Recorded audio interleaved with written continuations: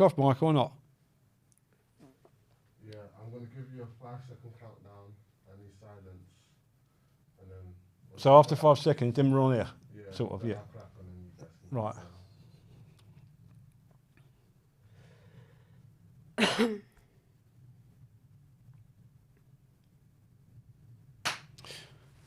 Right, so I'm going to do a little quick intro. It ain't going to be too long because obviously, you know, we're doing this podcast in London Bridge. Nothing's scripted out, as always. I don't want to operate like that. Been waiting sort of about 2 years to put this podcast out there.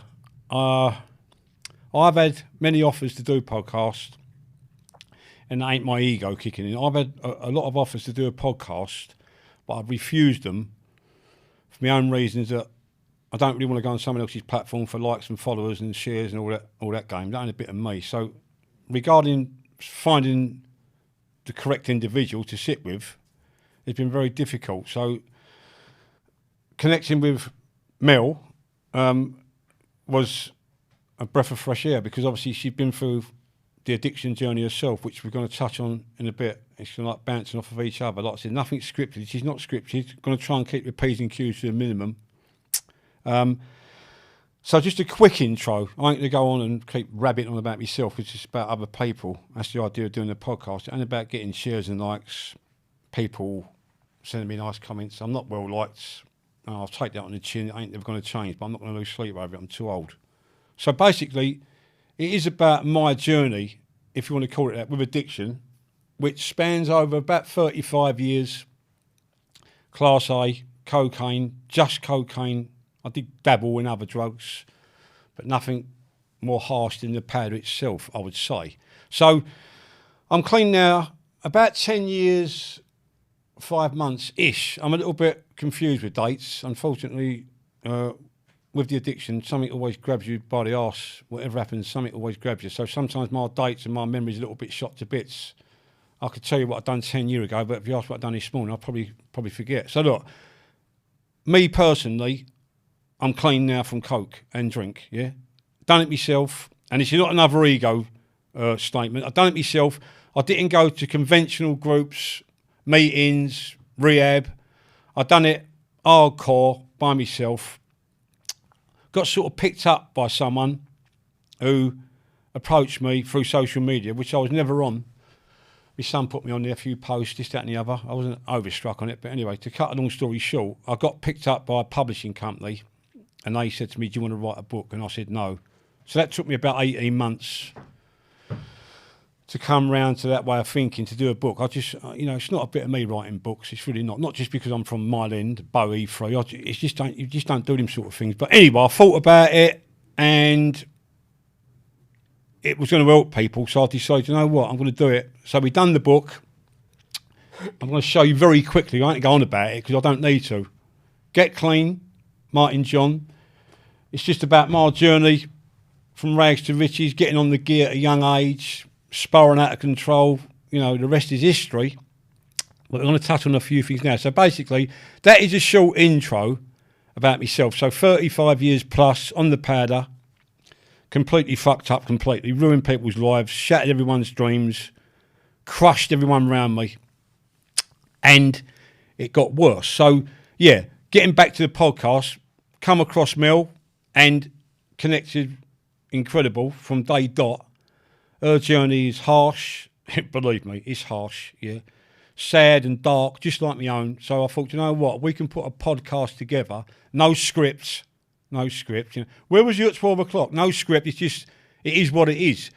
It might offend a few people, definitely 100%. It ain't going to be flavour of the month, but it is what it is. Hopefully some people can take something from it, maybe connect with my journey and Mel's to know that anything's possible. It really is. Don't matter how far you're in, don't matter how dark it is, you can see light. So without going on too much, I'm going to now, Mel's going to ask me some questions. So I'm going to bounce off each other, sort of thing, so to speak, and take it just as it comes. So like I said, it's nothing scripted. There might be a few odd blunders, but it is what it is. So Melanie, over to you.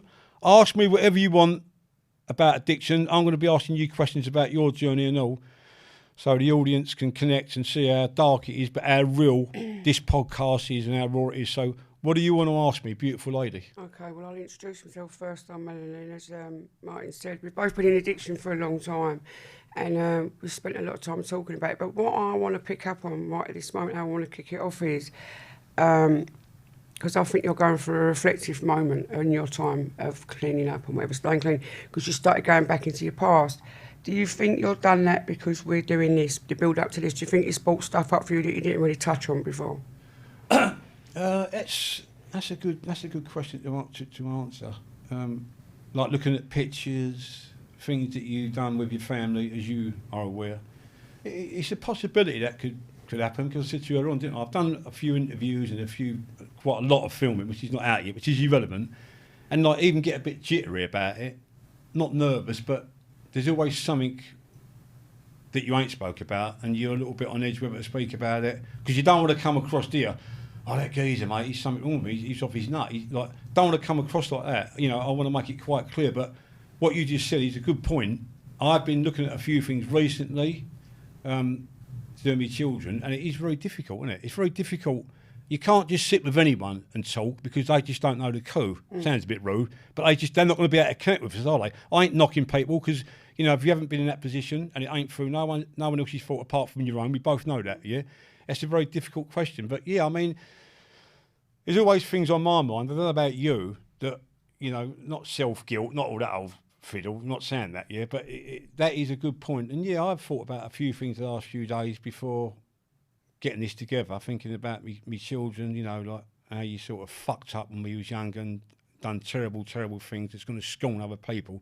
So that's a good point. That's a good point. That is my answer to that in a blunt, short statement. But you know what? I'm going to throw that straight back at you and say to you as well, do you ever get them moments, because we spoke about it on the way up here, do you ever get them moments when you, I ain't saying feeling guilty, because that's just an old, everyone says that, oh, I feel guilty. Do you ever get them moments when you think that you've let people down so bad it can never be repaired? Yeah, all the time. I don't think, I know that I let people down. I'm not constantly reminded, but I'm well aware of my behaviours and how I affected others when I was using. When I got clean, you know, I said it to you before, you know, the person that's sitting here today with you is not the person that was out there when they was using. I've got no identification with that woman.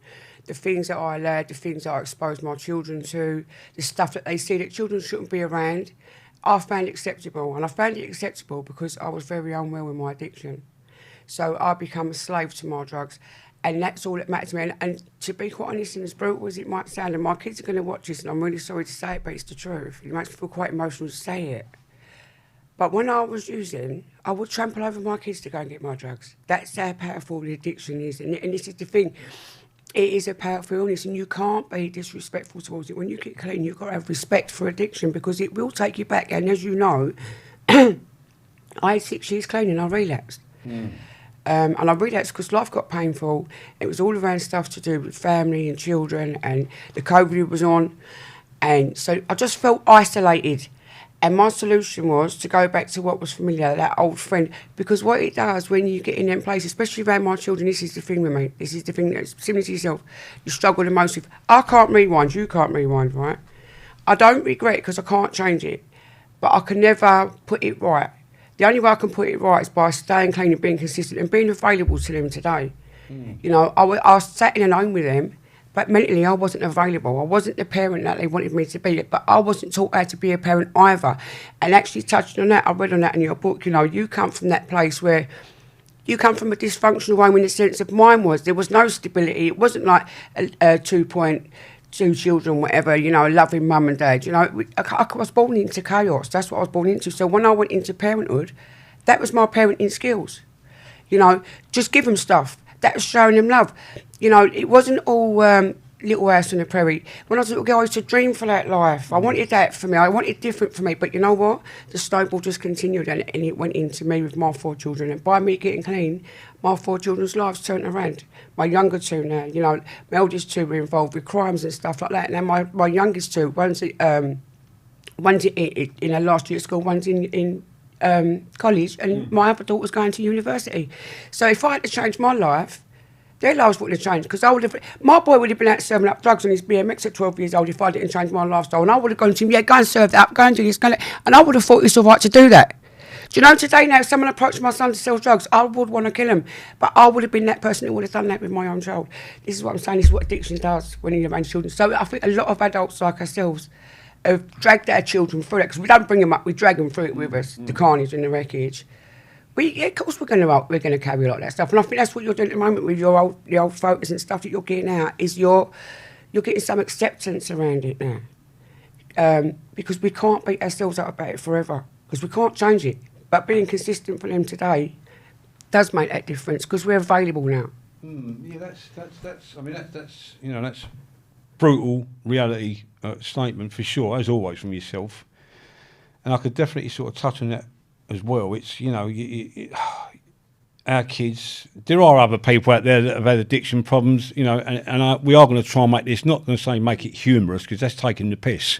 But said to Mel, when we done this post, we didn't want to make, you know, it's not doom and gloom, it's just real. So, you know, regarding your children, you know, it is a terrible thing. They see things, they hear things that other kids or children of that age should never go through.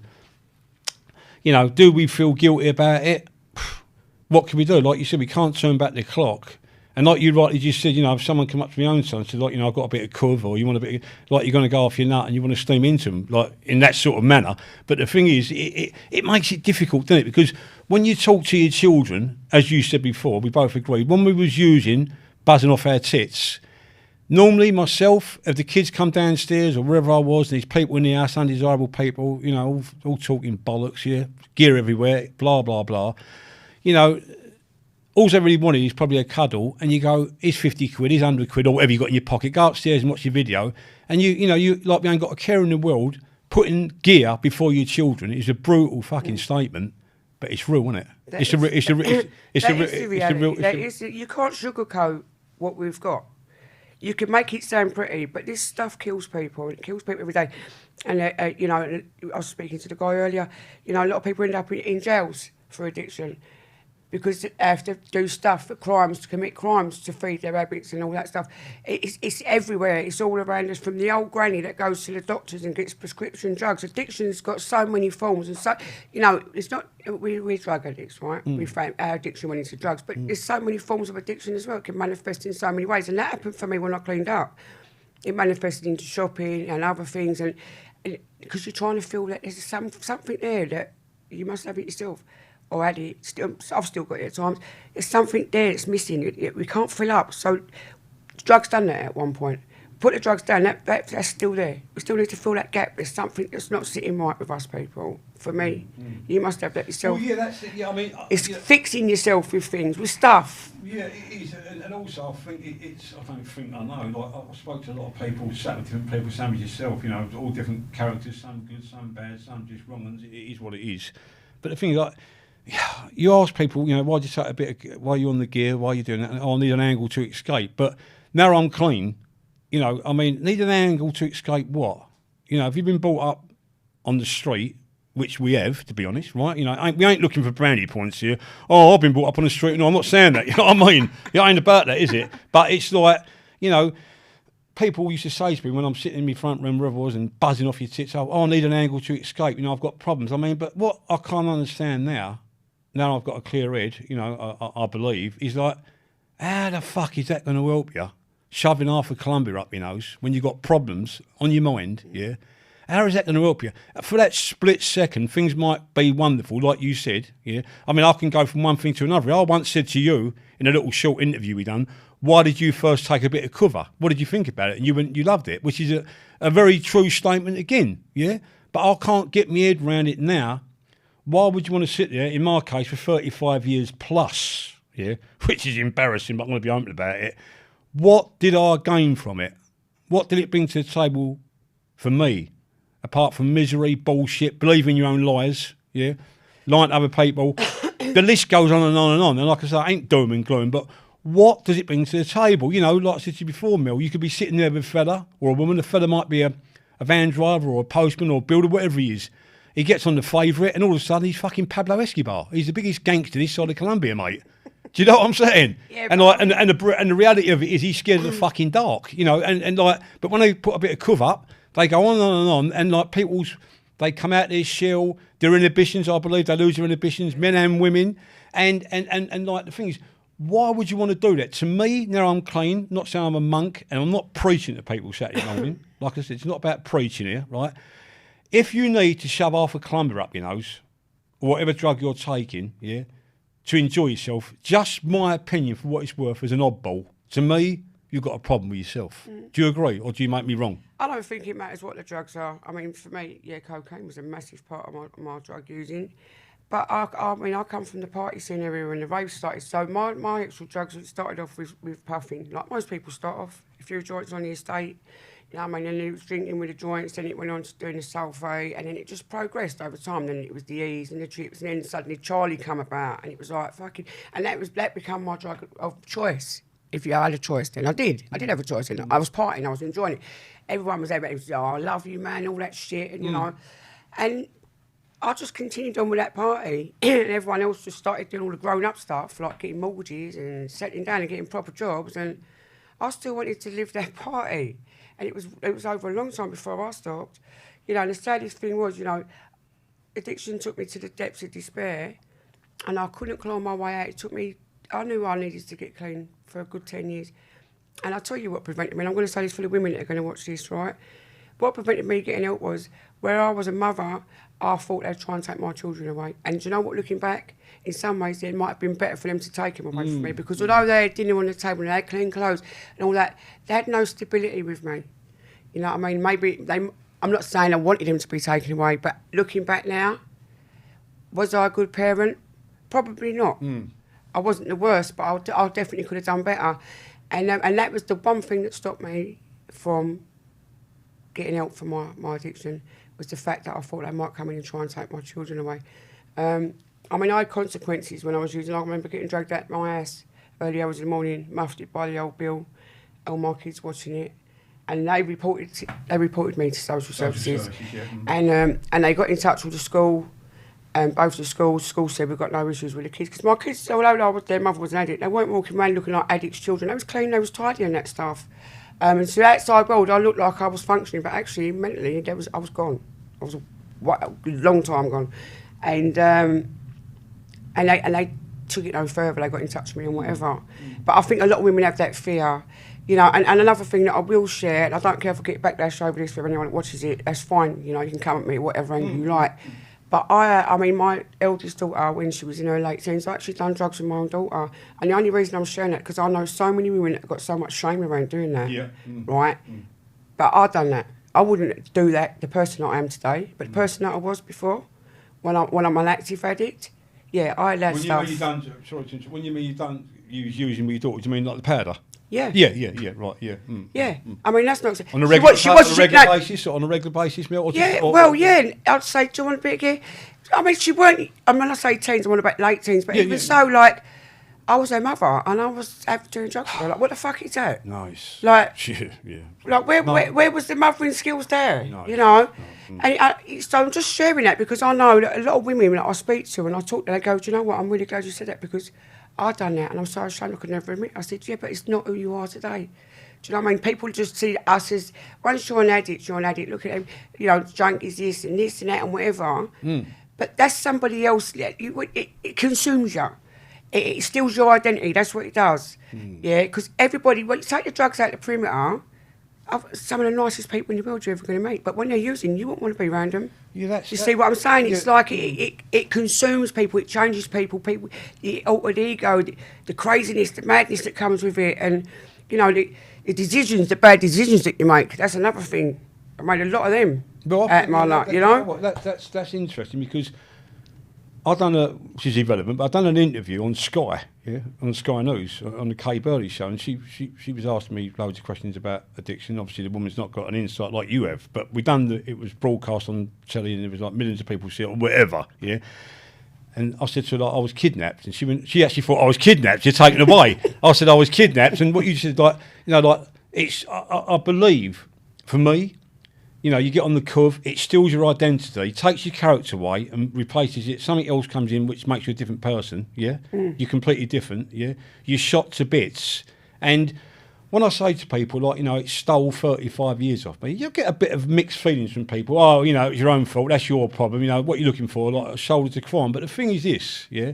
It's like when you get caught up with the white, it might be the heroin, the crack, whatever people are struggling with. Could be gambling addiction, like you rightly said. Could be many addictions, food addiction, porn addiction. There's loads out there. But the thing is this, it's my own personal opinion. A man from, like, you know, our manor, from East London, brought up unusual, to say the least. I'll leave that there. But I never thought myself there was anything out there that could touch me. I thought I was, you know, invincible when I was clean. Got wealthy really quickly, which I'm not going to touch on, don't need to, but, you know, very, very wealthy, come from a shit background, no education at all, you know that, no schooling, nothing, yeah?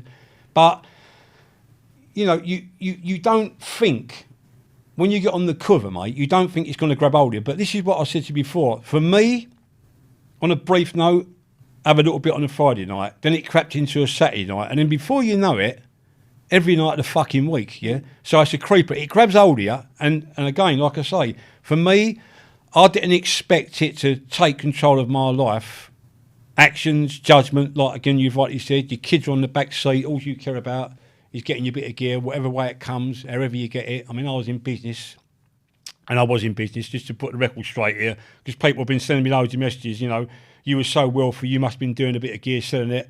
That's complete bollocks, excuse my language. That weren't a bit of me, yeah? It's not for me. But getting back to the point is that, you know, that drug and many other drugs, I believe, is it can grab hold of you very quickly. And as you rightly know yourself, Melanie, from your background, you know, you're going to make a few statements and comments about that in the post.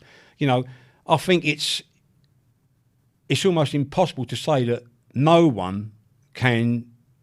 You can't say you're in control of it. When people go, you know, it's only recreational use, so I have like 3 or 4 grams at a weekend, Martin. You know, I get messages, you know, you know, I'm in control of it. And I think, like, you ain't got a fucking clue, mate. Yeah? You know, you might only do 2 grams a weekend. It's going to cost you a £1 or whatever it is, pub grub, all that old rubbish, yeah? But again, what is it doing? I had a great night, you know, I ended up with 2 birds in a hotel, blah, blah, blah. It was a brilliant night. Do you get me? But was it? So you've gone out and shot 400 quid, 500 quid, and let's have it right here on this blunt post, yeah? Men and women, they've gone and done that, and when you take your kids into the sports shop and they look at a pair of trainers for 70 quid, you go, fucking hold up, that's mental. But you went out and done all your bit of money, you got me. There's no food in the cupboard, yeah? You got no food in the cupboard, you know, you're behind with your rent, so you've got to play a few tricks for the landlord without being rude, yeah?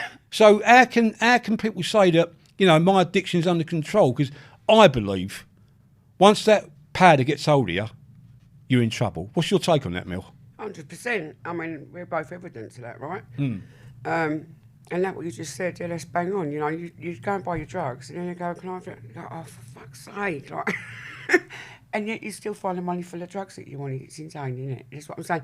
It's like, for me, I didn't realise I was an addict for a long time. I actually didn't. I don't know whether I was born an addict. I don't know. But somewhere along the line of my using, I crossed a line somewhere where it wasn't for fun anymore. You know, I'd sit in my kitchen, an actual kitchen, I'd set a light, by the way, no windows, no ceilings, talking to a pit bull dog. No. Right, hearing car doors slam outside, jumping about like a little creature. Who's that? Who's that? Who's that? Sitting there doing gear, talking to my fucking dog. And I thought I was all right. That's how unwell I was. Black bags over the windows. Yeah, sitting there like that. And I didn't even realise that, like, what the fuck? Like, that's where it got in the end, you know what I mean? It was like, I remember just waking up. Yeah, but how is that enjoyment?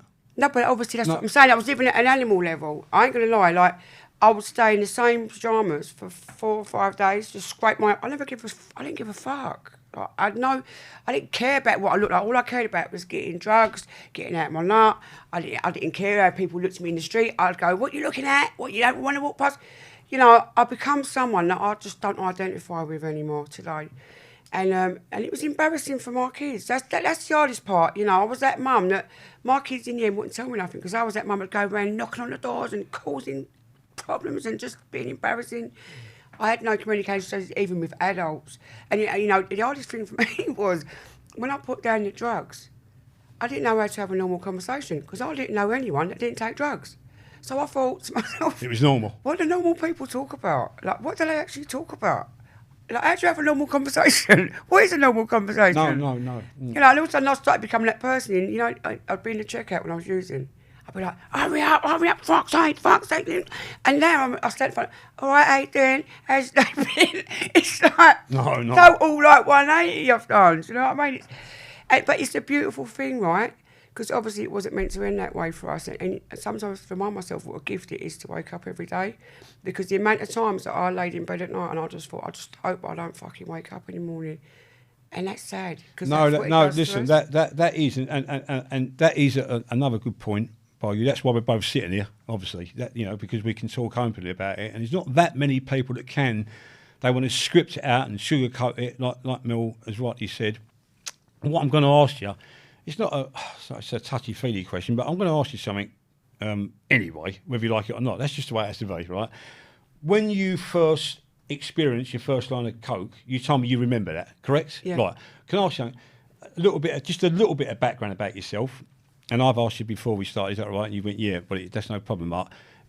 Is there a reason why you got involved with the pad? And not just because it was there, because obviously, you know, with your background and your story, a bit about your mother and your father, God rest his soul, can you just like enlighten people about that? You know, it's a touchy-feely thing, but I want people to understand that this is why we've done this podcast. It's going to be real. Nothing's scripted. So I'm going to ask Mel just to explain a little bit about her background and a little bit about her mother and her father, God rest his soul. Can you do that for me, Mel, please? Thank you. Yeah, so you want me to emphasise on shoulder, Yeah, basically? yeah. Okay, right. So, I mean, there's going to be a lot of people watching that don't know my background. So, my father, in 1978, I was 8 years old, got shot and murdered by the police during an armed robbery in South London. And I think that was a major event in my life. Well, obviously it was. I didn't know it so much at the time because I was still a child, and so I didn't grieve. I didn't know how I felt. I kind of just didn't feel nothing. I created a fantasy world that I lived in because I couldn't believe that he was never coming back again. Right. And then later on down the line, when I was 14, my mum got 7 years for armed robberies, and she was only home like 9 months, and then she got a life sentence for a murder. So.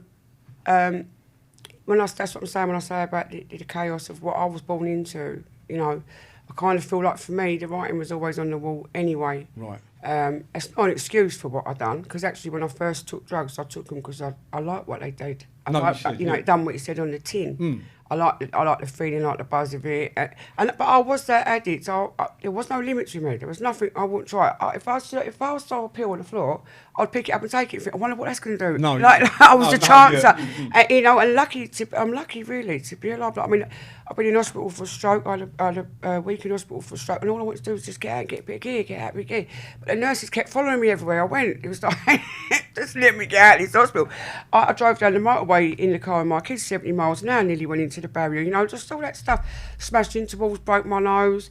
Loads of, and that's just some examples of what it was like for me. Would you say obviously, you know, touching on your father, God rest his soul, and obviously your mum, you know, the prison with your mum and the life sentence for your mother, would you say that did it enhance your drug use because you felt like you was lost, your father went to heaven and your mum's in prison? Would you just thought like, fuck it, I'm in trouble with what the fuck, I'll do whatever I want? Was that a bad thing? I'll tell you what, no, it ain't. I'll tell you what, if I've got to try and dig deep when I answer that, I think I had a lot of pain, obviously, internal pain that I ain't dealt with, so it kind of went inwards.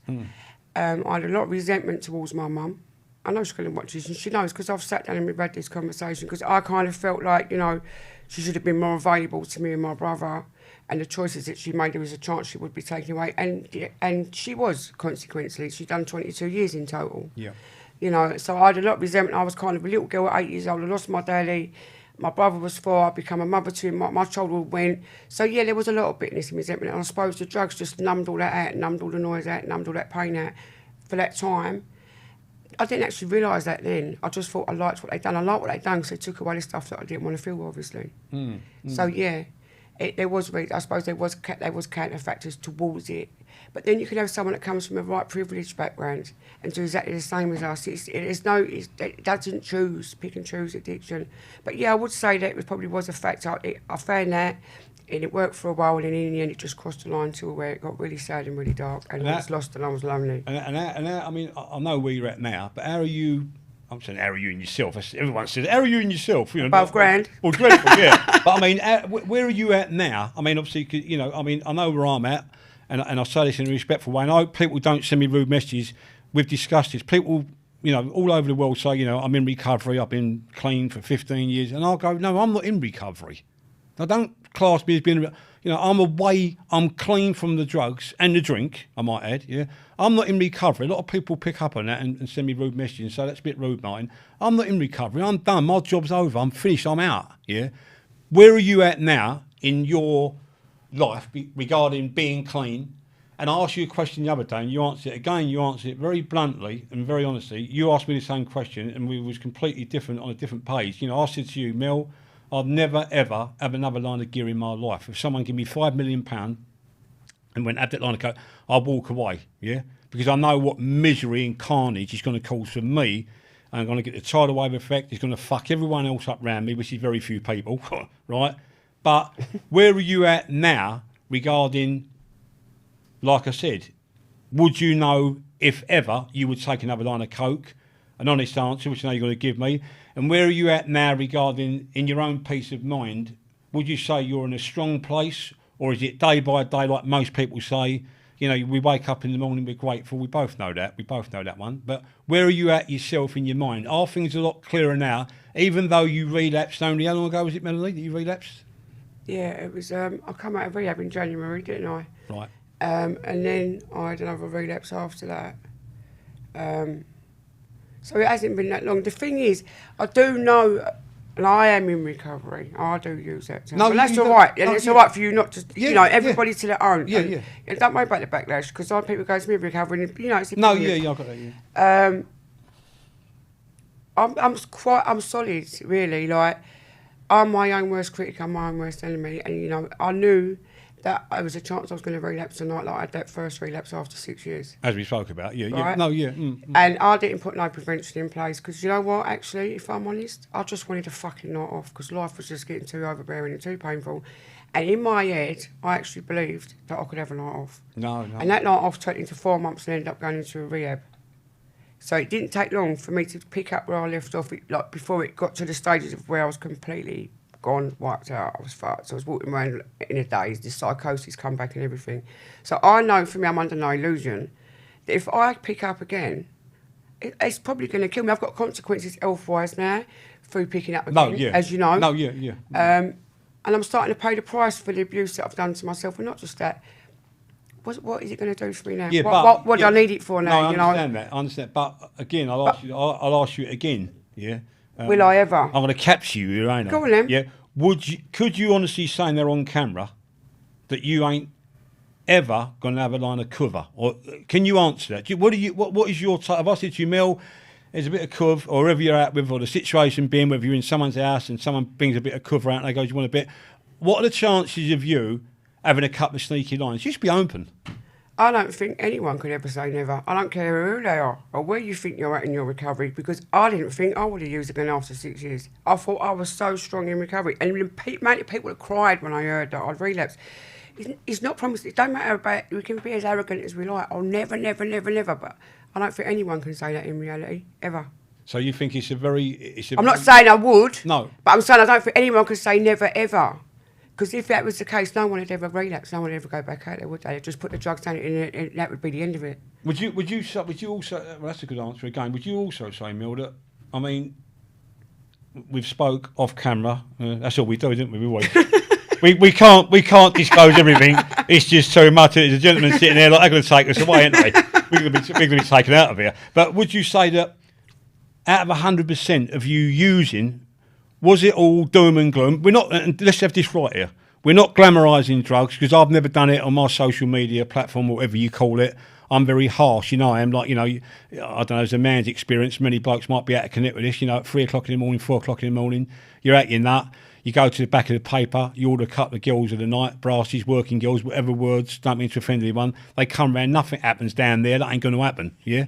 7 o'clock in the morning, you put another coin, another bit comes round, your fucking heart's beating, you're going to have a heart attack, yeah? Do you know what I'm saying? But, yeah, I know you're laughing because you can relate to it, yeah? But the thing is this, it's like, would you say that as a user or an ex-user of Coke, would you say that it was all doom and gloom? And again, we are not glamorising this. Any kids that watch this or people, you know, oh, it must be great, Martin. You had all that money, all them drugs, all the birds. Oh, I bet it was incredible. 100%. I've got 1% maybe of memories that were, I ain't to say funny, because that's rude again. They was something that I won't forget. But my own journey, being honest now, and I want you to be honest again, for me, now I look at it with a clear head, it was just carnage, mayhem, and it was fake. What's your take on that, Mel? Okay, so as I said earlier, I had a lot of good times in it. I'd be a liar if I said I never. You know, I didn't carry on taking it because I took it and I just thought, well, this is really shit, did I? You know, I had a lot of good times in it, a lot of good parties, everyone was doing it. It was just, I'd say, out of the 30-year chunk, I could put it into 10 years, the experimental part, the middle part where everyone was doing it, and then the last 10 years was when it was really, really shit. Really shit. But I couldn't... When you mean shit, you mean, when you, the last 10 years of using a bit of gear, so to speak, did you spend most of that time using by yourself or not? Yeah, right. pretty much. So it went from the party scene... Because what happened was, I got so thorough in the end that people stopped coming round. They just didn't want to sit in my company because they didn't know which way I'd go. I could sit there and I could be really nice or I could be a right nasty person. And I just think, that ain't me. When I'm clean, this is who I'm sitting here, who you're talking to, that is me, that's the real me. I was just suppressed under all the shit I was putting into my body. That person got lost a long time ago. And it was mad because when I first cleaned up, I felt like I was quite loud in that on the Charlie, as you know. No, yeah. Something's more, yeah. But when I cleaned up, it was like I didn't have no identity. I didn't know who I was. It was like I was... I felt scared. I ain't gonna lie, I felt scared. I felt like I was in this big world that I knew nothing about. Although I had the kids and I'd been married, I was with my ex-husband 25 years, you know, and that was, the drugs basically ruined that relationship. Made it really toxic and horrible towards the end. It wasn't like that in the beginning. And that's the sad thing, you know, it's another thing that experienced breakdowns in relationships, and not just partnerships, friendships as well. You know, I lost a lot of friends and stuff like that. But, where was I at, Mum? Well, no, it's I just went off on a tangent. Well, no, it's just no, it's not a tangent, but it's just I was interested to know about, you know, was it all doom and gloom? Which obviously it wasn't. We're not glamorising it, but yeah, you know, but it definitely was in the end. No, and something else I would like to ask you, because for the female people that watch this, if they watch it at all, probably not because it's me. Would you say that women in general? I'm not categorising everyone because it's going to be rude, but women in general, would you say that? When women get involved with the Charlie, do they, number one, lose their inhibitions, number one? And it's a personal question, but we're going to keep it clean and tidy as we can. Do they lose their inhibitions, number one? And do you think now, today's generation of women and men, but women, when we was using, obviously I'm older than you, it wasn't as readily available as it is now. We know now that you could go into Marks and Spencer's, buy 2 Eccles cakes and come out of a quarter of fucking Charlie, right? It's that bad. Do you understand what I'm saying? There are other names that I could use, that's just one off. But would you say that now, because it's so readily available, that the addiction and people that are in trouble with the gear has gone absolutely radio rentals when we done it? It's available from everywhere, everyone's using it, it's more acceptable. Would you say now that women these days, when I was using it was 70% men, I would say, and about 30% women, but I'm going back a few years. But would you say now, again, women lose their inhibitions, it's readily available, and women these days are almost as bad on the Charlie as the men? It's a weird question, I just want your take on it. Okay, right, so my answer to that is I don't think there's no difference whatsoever on the amount of men and women that take the Charlie. Right. I wouldn't put it in a 50-50, 70-30. I would say it's on an equal par, to be honest. And I think women are a lot more liberated now around the using and drinking. It's more out there, it's more open now, you know. You didn't have to be that little wife in the kitchen with your husband putting a couple of lines out on the side, making that you're not doing nothing bad, do you know what I mean? Whereas now people, they're out there, they're doing this shit, do you know what I mean? And, you know, I'm hoping that someone watches this and listens to us and they get as far as where we get, because we're blessed to get to fucking 50s, I'm telling you. You know, I've buried a lot of people through addiction. And that's the sad truth. That is how it ends for a lot of people. You know what I mean? I've had people. I've been under mental health institutions. Yeah. I know you are. I had really bad psychosis, and that's where it took me. I've been in cells. That's where it took me. So the last stop for me was fucking death. Do you know what I mean? And my pilot light moment, what I call a pilot light moment for me, was just I heard a voice say to me, I don't know where it come from, and it just said, "Get help now. You're going to die." And that was the start. That was the hardest thing for me to do, because I come from a world the same as yourself, right? It's not just an East London thing, but I come from a family, you know, where you don't show vulnerability, you don't show emotions, you can't be soft like that, do you know what I mean? Because you'd be targeted and shit like that. Yeah. And the hardest thing for me was to actually just turn around and just go, do you know what? I really need help. I really need help, I'm fucked. I never thought I'd hear myself saying words, but it was the best thing I ever done, because it saved my fucking life. So what you're saying is that, I mean, obviously from your journey, my journey, you know, we're almost on the same page, apart from, you know, I'll clean myself up and each to their own, yeah? But would you say that when you was at your worst point, same as myself, did you ever, I mean, you know, I struggled with mental health for 35 years. I think I probably fucking still do, to be honest with you. I'm mad as an atter, but I'm pretty clear now. You with me? Yeah, I'm clear. And the thing is this, it's like, when you was at your worst point, and again, this is not a post for doom and gloom, we're trying to sort of make it a bit more humorous in a professional manner that people can relate to it. It's more relaxed, it ain't all scripted again, it's just, it is what it is. But would you say that you got to a point when you was using so much gear that you thought, you know what, I can't wait to fucking drop dead, I'm sick to death of it? Or is that me being a bit harsh? No, I told you, you know, I didn't want to live anymore. I didn't want to live anymore. I didn't care. My life to me had no value whatsoever. I didn't care if I lived, died. I just didn't care anymore. So, I mean, you know, love doesn't save people that are in addiction. Yeah, you've got children, family, whatever, sister, whatever else. You know, I've got a brother. I'm somebody's daughter. I was somebody's wife at the time. I'm a mother to my kids. All the people that love me, they don't save you. Only we can save ourselves in addiction. You know, the penny's got to drop for us to do it. You know, it's all right going, like, I read in your book how many times you said, like, that's it, we won't do no more, and you go a day, and then you start again. And it was like, it was the same with me. You know, you'd feel like shit one morning, you go, right, that's it, I'm done now. And then 2 days later, boom, there you are again. Same old shit, same old story. Yeah, that's a strange thing, you know, because I'm going to touch on something very, very lightly. Like, obviously, you know, your brother and I've got my sister. My sister's, you know, obviously an Eastern girl, same as yourself, and you know, she's seen things and she's been through a lot of shit, and she's strong, and you know, but it's just an unusual scenario that in it that one goes one way and one goes the other. My sister's never took a drug in her life, right? She might have had the odd occasional drink, you know, a brilliant character she really is. But in it's strange how you can go one way and the other one goes the other way. And it's from the same household. I mean, your route was getting on the gear, so to speak, yeah. And do you think it's like again? Do you think it reflects the family thing that, again, I'm going to go back to that? You know, like, you've got no alternative. You know, you can't cope whether you're a 15-year-old woman or a 16-year-old man. You've seen things you shouldn't have seen as a youngster.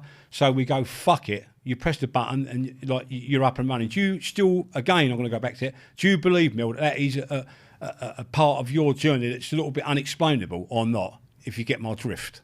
Well, see, the thing is, when I say like the house was dysfunctional, it was just there was no stability there. It wasn't, as I said, little house. Was it not a home, like a loving home? My land was my loving home. My land was my saving grace. My land and granddad, that was my world, that was my everything. Yeah, everything that I am today is what they made me, what they done for me, the love that they showed me, you know what I mean?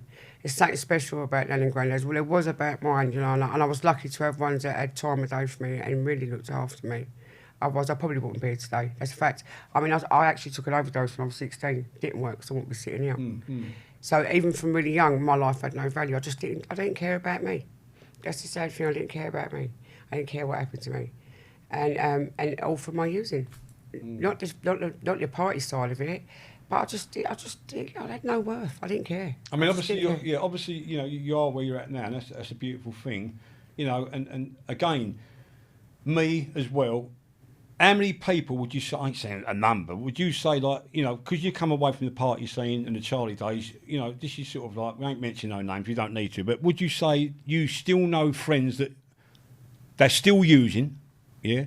You're obviously disconnected from them, but they're still doing the same fucking thing, even at our age. I mean, I'm 60, you're 50 or whatever we are, right? Have you got friends that are still in the same place where you was, that have not moved, they're still doing the same thing day in, day out, and do you still connect? I do know people that are still out there.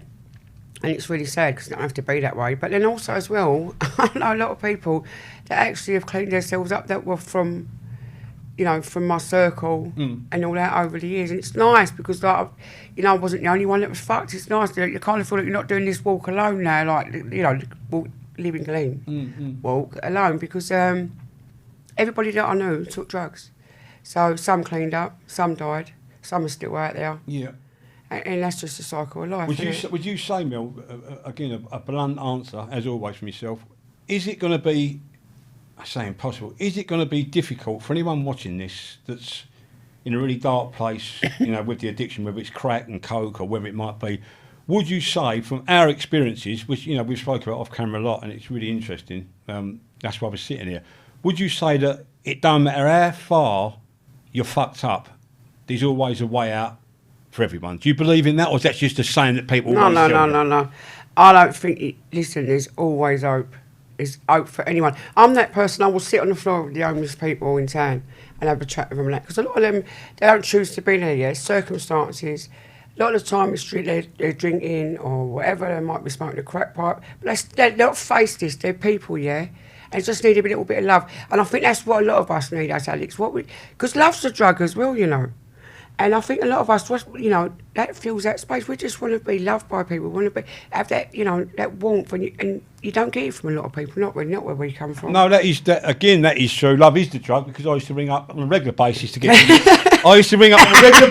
If any of my ex-wives are watching, I don't really care anyway. They've all tried to sue me and whatever, so I'm going to mention that, because I told them before I get it. They all want to tell me I'm bad. I ain't going to mention their names, but listen, you said something to I've done on a serious note. I mean, I did used to ring up. I might, but not every week. 3 days a week, ringing up for girls at the newspaper. Like I said, nothing happened down there. That weren't going to happen, right? But I've done that. And do you know what's quite sad?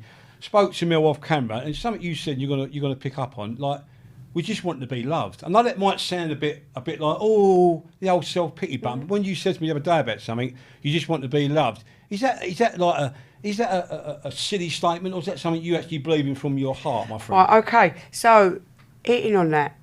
So, wanting to be loved, but then on the flip side of that, when you're in addiction, is you don't allow love in because you don't feel lovable. What, your barriers up? And with everyone, not just partners, friends, even your own kids. You just got this like imaginary glass wall in front of you.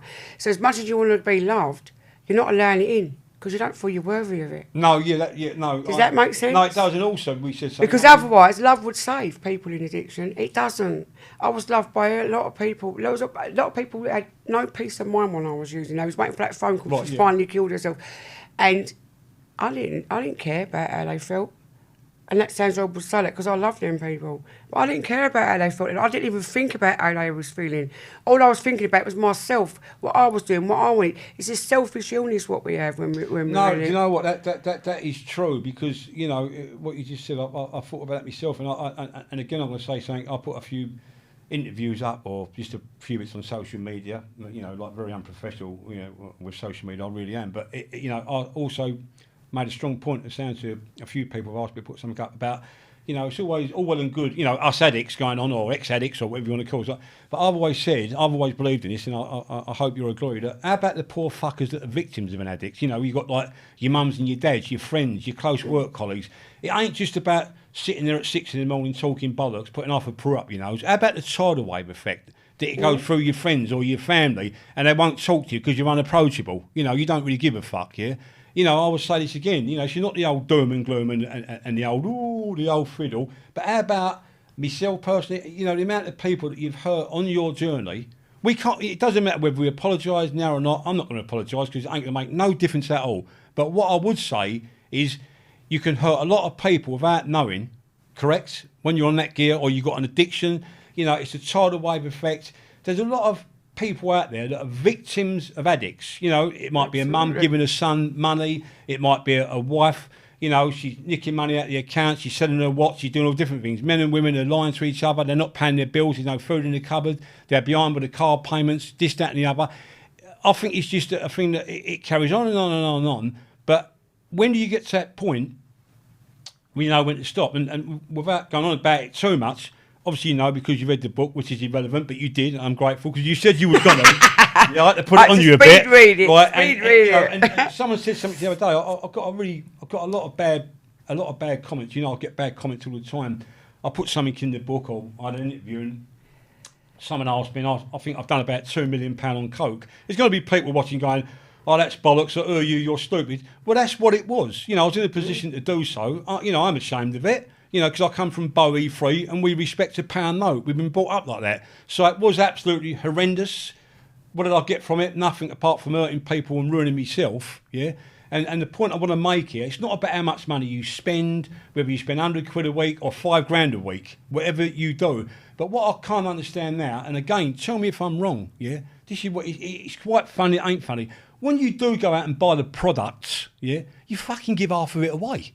Do you get me? You got people around, do you get me? So you're around your house, you've got your friends around there, your cronies, well, not your friends, right? You've got all your cronies there, all having a little tickle, right? So it ends up, you know, whether you spend 5 grand a week on it, which I did, you know, and I'm not making a point of this, so people can, like, send me rude comments. I'm saying that to embarrass myself. You know, I got wealthy from a young age. I've done really well for myself, so money had no relevance to me at all. I don't know how that ever happened. Probably it ruined me. I think money ruined me. It put me in the wrong direction. It fucked me up completely. But would you say all the money you spent, whether you've been given drugs, you bought it, would you not think now to yourself, if you had that money on the table, it could have gone to better use? I know it's a bit of a difficult question. I've gone from one thing to the other. But what would your take be now? We know it was a waste of money, but if you had that money on the table, right in front of you now, would you think, like, fuck, I spent all that money on drugs, and what did I get? Nothing. Would you resent yourself for that? I know you're going to laugh because... Are you mad? You must be insane. Of course I'm mad. Yeah, listen, of course I do. And let me tell you this, right? I thought I had everything. I thought I was on top of the world at one time in my life. And to other people, they probably thought I was. And you know how bad it got? And I think I told you this in the car, that I actually went to the bank and it spoke to me and it said NIL. I said, what the fuck? Nil. No. Nothing. Not even a penny. No. Not even a penny in my bank. But I still found ways to get my drugs. I still found ways to get the money for what I wanted. So I don't think whether you got money or whether you want, if you want whatever you want, all right, so maybe it might have been a downfall for you in a way because you were just going boom, boom, boom, boom, boom. Yeah. But any user, when they're active, will find a ways and means to get their money for their drugs. Whatever that may be and whatever they have to do it, they will. And this is what I was saying about with the institutions and the deaf stuff and the prison stuff. And you know what the good thing now is that they've recognised in prisons, I know it's not really to do with it, but it is in a way to do with addiction, that a lot of people end up in there for addiction. So now they try and help them in there, which is a good thing, I know right? that. I know that. But, you know, probably I would say I went for a drug centre. I found recovery that way. And you done it yourself. So it is two different takes on it. But it took me a long time to clean up. I went into the drug centre at 42. I didn't start cleaning up when I was 51. So I must have been about 44 when I started cleaning up. Yeah. It just didn't happen for me straight away. You know, it wasn't an overnight decision. Like I'd get like a month clean. I'd think, yeah, I've got this in the bag. And then I'd get so excited that I'd go and get mad things done like a tattoo. Right. Like to celebrate my month being clean. And then I'd fucking think, I was so happy, I'd fucking use. No. Work that out. Celebrate. Yeah. No, yeah. So, and then I'd get like, and then I'd go again. And I remember my ex-husband, he was like, I wanted to get a Mini. He said, all right, get a couple of months clean and I'll get you the car. I said, all right. So he went out and he bought me the Mini convertible. I was driving home. I was so happy. I fucking used. This is what I'm saying. So, I bad news think, I'd use. But it was the good news that used to make me use once I started cleaning up. It's feelings, isn't it? That's what it is, feelings. That is strange, because we had a conversation the other day, one of our conversations which we have, and I was saying to you, weren't I, you know, it's not just about me or what, you know, what money I had. It's not about that ego trip, people are going to say, but we spoke about this, and I'm a strong believer in this, that, you know, it's when you get to that point, well, where I was, you know, whether you've got a few quid in your bin or you're struggling or you're nicking a few quid from the street, whatever you may be doing, none of my business, right? But I'm a believer in this, you know, you can't buy happiness, and I would say this to anyone watching, if they want to take anything from it, it doesn't matter whether you've got a Patek Philippe watch on, if that's the right way to say it, or a Rolex, or an Lamborghini, or a Bentley, or a nice car, you know, a nice house. You got all the garms, all the smart. You got everything there. That don't mean fuck all, because I've had it and it brought misery to myself. I'm being honest about it, right? I'm not going to rattle on about it. It brought misery to me, as we spoke about again.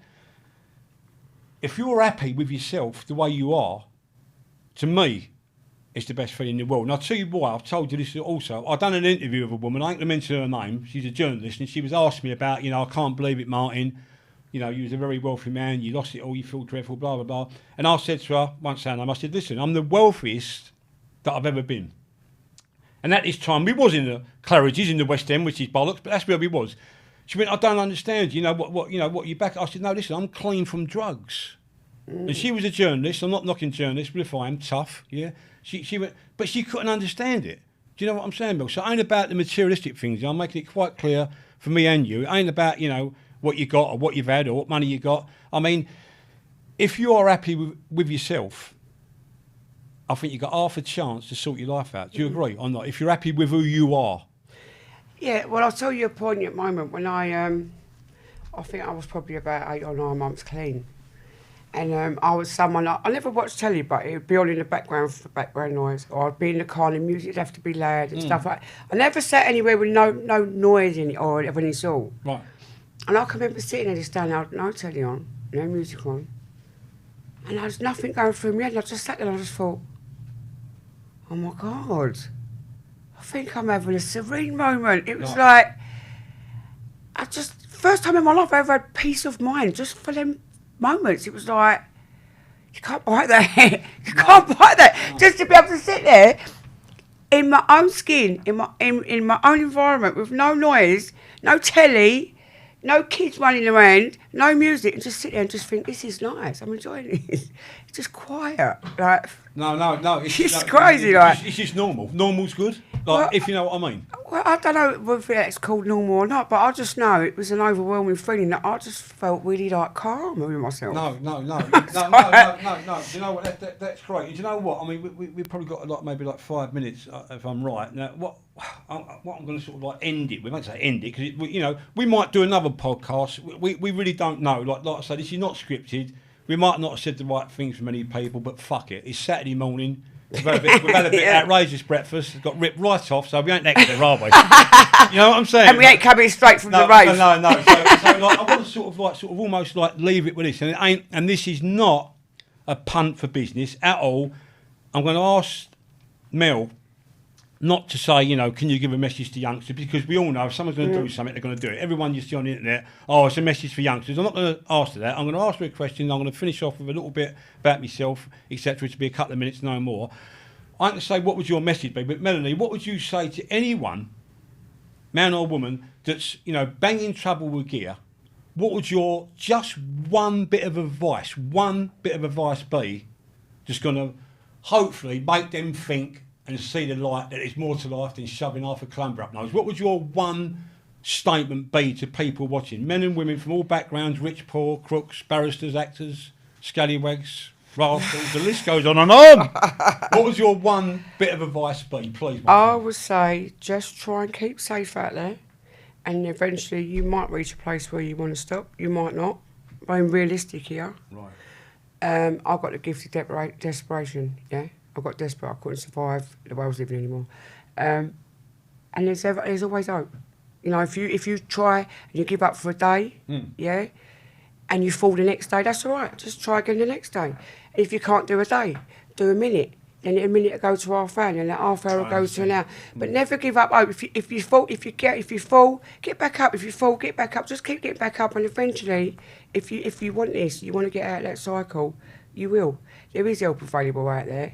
And you don't have to go through your doctors and all that stuff. They can go down the route that I went down through fellowship stuff and all that. And them doors are always open. Right. There's no discretion there. No one gets turned away.